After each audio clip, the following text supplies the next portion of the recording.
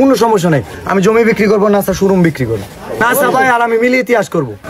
আমি নাসা ভাইয়ের দৃষ্টি আকর্ষণ করছি যে ছোট্ট শিশু কি অপরাধ করছিল সাইমন, তার পাশে দাঁড়াইতে বলার পরে এই ধরনের কেন যে ও দুনিয়ার আলো তেমন দেখে নাই, ও গত হয়ে গেল, সমস্যা নাই, এটার জবাব নাসা ভাই দিবে।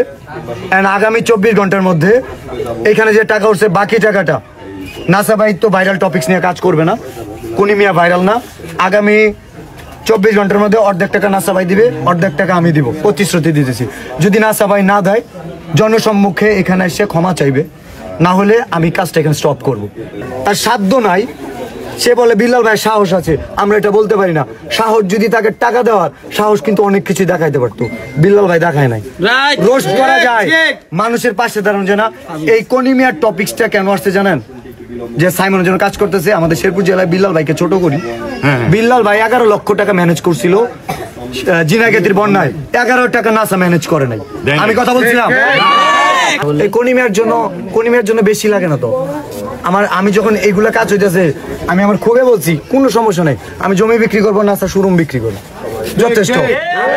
আমরা ইতিহাস করবো শেরপুর জেলা কন্টেন্ট ক্রিয়েটর, নাসা ভাই আর আমি মিলে ইতিহাস করবো আগামী 24 ঘন্টার মধ্যে।